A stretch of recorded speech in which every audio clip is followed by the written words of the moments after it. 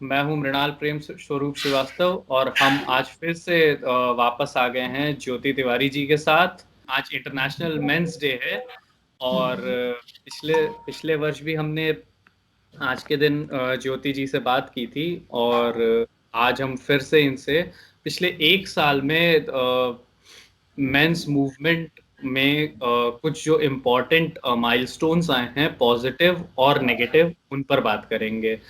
तो ज्योति जी आपका स्वागत है। Thank you very much. फिर से एक बार हम लोग जो है साथ में हैं, अच्छा लग रहा है जी बात करके।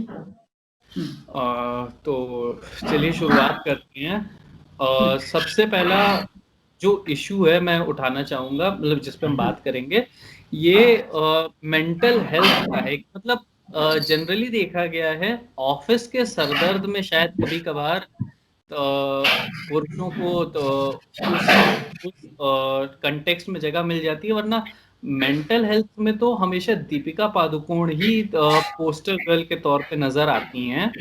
हाँ। और जबकि मैं यहाँ पे कुछ चीजें गिनाना चाहूंगा कि पिछले एक साल में कुशल पंजाबी ने सुसाइड कर लिया। वो एक ज्यादा नहीं, मेरे ख्याल से 3 ही 4 साल पहले काफी टीवी के जाने माने एक्टर थे हम्म। और उन्होंने डोमेस्टिक समस्याओं की वजह से ही शायद सुसाइड कर लिया। सुशांत सिंह हाँ। राजपूत की अगर हत्या नहीं हुई है, उनका केस थोड़ा सा हत्या है या सुसाइड इसी में क्वेश्चन में है, लेकिन अगर हत्या नहीं हुई है तो ऑब्वियसली उनका भी मेंटल हेल्थ का इशू था कि किसी को पता हाँ। नहीं चला कि मेंटल हेल्थ में इशू है और सबको लग रहा था कि इस बंदे का तो सितारा ऊपर जाता जा रहा है। और तीसरा हम्म। मेरे पास अभी एक रीसेंट इंटरेस्टिंग आंकड़ा आया है, ये सब तो एनेक्डोटल बातें हैं। केरला का एनसीआरबी 2018, यानी मेरे ख्याल से 2019 के आंकड़े तो अभी प्रोसेस हो ही रहे होंगे, तो ये शायद लेटेस्ट आंकड़ा है कि पुरुषों का जो आत्महत्या का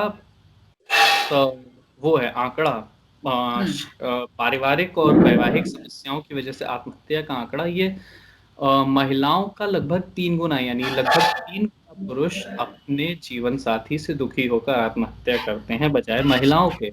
इसके हम्म। बावजूद मेंटल हेल्थ में कभी पुरुषों का नाम तो सुना ही नहीं पड़ता है। हम्म। बिल्कुल ठीक बात है।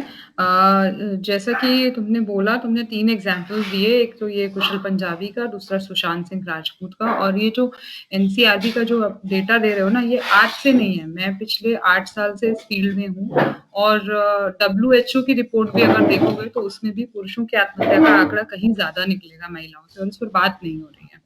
और जहाँ तक सुशांत का केस है, मैं अभी कहीं एक रिपोर्ट पढ़ रही थी जिसमें मैं ये पढ़ रही थी कि सब्सटेंस अब्यूज जो होता है, मतलब स्ट्रेस में आकर या तकलीफ में आकर या किसी और एंग्जाइटी में आकर जो ड्रग्स लेने लगते हैं, जो कि हमने ड्रग अब्यूज का देखा है एंगल जी सुशांत के जी। केस में, वो आदमियों में बहुत बहुत ज्यादा है, सब्सटेंस अब्यूज। तो वो एक एंगल आता है जिस पर ना कोई ध्यान दे रहा, मतलब ये कह दिया जाता है शराबी है, पड़ा हुआ रहता हाँ, है वो नाली तो में, ये वो कह तो दिया जाता वो है। तो उसमें तो एक तरह से विक्टिम ब्लेमिंग कर दी जाती है। हाँ, वो एक तरह से विक्टिम ब्लेमिंग है, मगर उस पर ध्यान ये नहीं दिया जाता है कि अगर ये हो रहा है तो ये क्यों हो रहा है। और इसके इसके पीछे मैंने एक बार अपने इंस्टाग्राम में भी एक पोस्ट बना करके डाला था ऐसे कि इसके पीछे ना कारण पता लगाना बहुत ज़रूरी है, क्योंकि क्या आरोप लगाना बहुत आसान होता है। उसमें क्या है, आप बैठे-बैठे किसी पर भी आरोप लगा दीजिए, पर ऐसा हो क्यों रहा है ओवरऑल स्तर पे कि सब्सटेंस अब्यूज़ आदमियों में ज़्यादा है या स्ट्रेस में आके वो ऐसा कर बैठते हैं, तो ऐसा क्यों कर बैठते हैं? मैंने जब भी अभी स्टडी करना शुरू किया तो मुझे ना पर्टिकुलरली मेन से रिलेटेड इंडिया में नहीं कोई भी डेटा मिलता। मुझे यूएस के डेटा लेने पड़ते हैं या फिर मुझे लेना पड़ता है यूके के स्टडीज़ लेनी पड़ती हैं।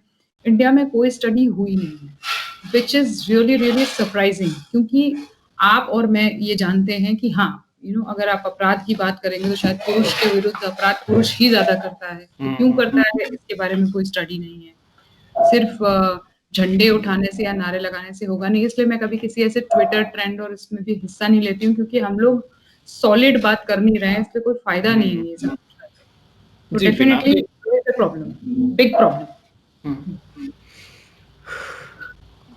तो अ, अगले तो इसमें क्या इसमें ऐसी संभावना है कि ये कहीं जस्ट 1% चांस, अगर डेविल्स एडवोकेट के तौर पे मैं बात करूं, कि ये पुरुषों की ही गलती हो, क्योंकि हमने बात किया कि इंडिया में तो हमारे पास डेटा नहीं है, यूएस डेटा है।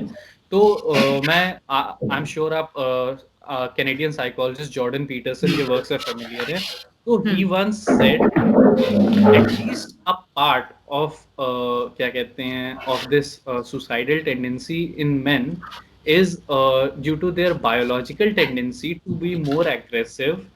तो क्योंकि कहा जाता है कि महिलाएं या उन्होंने एक बार उनके किसी स्टूडेंट ने एक रिसर्च की थी कि टीनेजर्स में लड़कियां सुसाइड अटेम्प्ट ज्यादा करती हैं, लेकिन उनके अटेम्प्ट जनरली सुपरफिशियल होते हैं, कि तो ऊपर की कलाई की यहाँ वाली नस पे तो खुरच लेना या ऐसा कुछ। दैट इज हाँ, मोर ऑफ और अटेंशन और सीकिंग। हाँ, और पुरुष जब जब भी क्या कहते हैं सुसाइड अटेम्प्ट करते हैं, they are generally successful up to तो because they use more twenty aggressive twenty way. Five percent से लेकर के 10 टाइम्स तक ज्यादा सक्सेसफुल होते हैं यंग लड़के। तो हाँ क्या हाँ, इसमें कोई पॉसिबिलिटी इसकी है कि इसमें लड़कों के अपने टेम्परामेंट की गलती हो? गलती नहीं है। आप देखो ना, मैकेनिज्म ही वही होता है। एक आदमी जो है वो अटैक मोड में ज्यादा रहेगा, ठीक है, क्योंकि वो शुरू से वैसा ही है, उसको वैसे ही सिखाया जाता है कि जाइए घर छोड़ाइए इनको, बहन का ख्याल रखना, अपनी माँ का ख्याल रखना अपनी। तो वो लड़के से ही एक्सपेक्ट किया जाता है कि he is the one who will protect and provide. तो if he is protecting and providing, तो वो अग्रेसिव होके करेगा वो काम, क्योंकि वो वैसा ही है मैकेनिज्म, मतलब प्रकृति ने वैसा ही बनाया है पुरुष और स्त्री को। तो डेफिनेटली जब वो आत्महत्या भी सोचेगा तो वो अग्रेसिव वे में ही सोचेगा कि कर ही लेनी है, सिर्फ अटेंशन सीक नहीं करना है मुझे। तो yes, men use more aggressive wedge और वो सक्सेसफुल भी होते हैं, मतलब यानी इसीलिए ज्यादा। यानी यानी ऐसा कहा जा सकता है कि महिलाएं शायद जब मेंटल हेल्थ या मेंटल प्रॉब्लम शुरू होती है उसकी स्टार्टिंग में ही मतलब अटेंशन सीकिंग को भी अगर हम इस तरीके से देखें कि it is a call for help from any yes person yes yes, who is definitely. Suffering from mental health issues, तो महिलाएं इनिशियल स्टेज पर ही मतलब प्रॉब्लम होते ही दे मे बी सबकॉन्शियसली या consciously start looking for solution bye help, calling out for help. जबकि exactly. पुरुष एकदम extreme breath, चरम जिसे कहते हैं, चरम पे जाके दे हम्म, वो दिखाते हैं कि हमें कोई प्रॉब्लम, उसके पहले पता ही नहीं चलता। जैसे कुशल पंजाबी का भी लोगों ने जब हाँ उनकी डेथ का सुना तो उनका इंस्टाग्राम देखा तो जनरली देख के नहीं लग रहा था।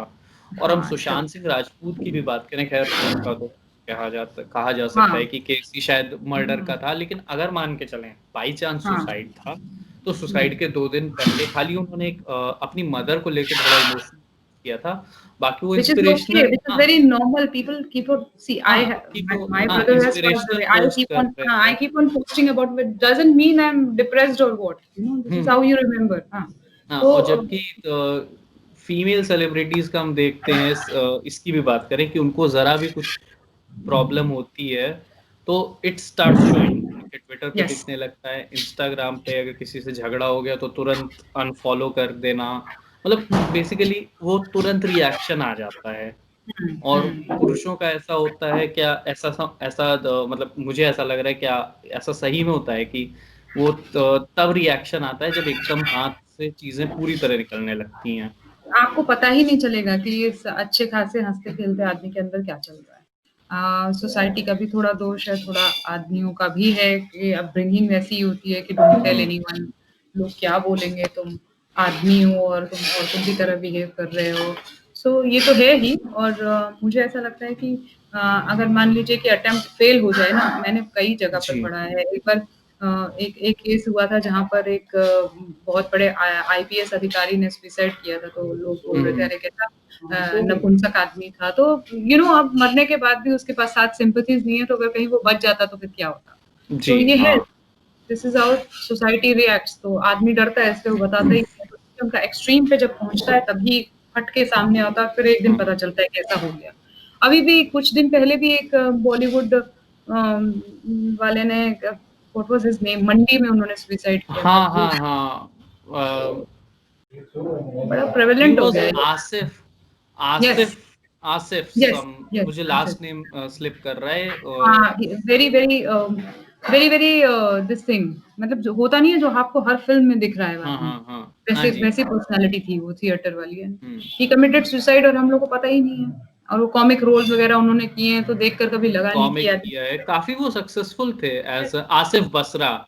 आसिफ काफ़ी, बस हाँ, काफ़ी सक्सेसफुल एक्टर थे। हाँ, तो पता ही नहीं चलता कि इनकी लाइफ में क्या चल रहा है। सही बोल रहे हो, मुखर बहुत होती हैं महिलाएँ।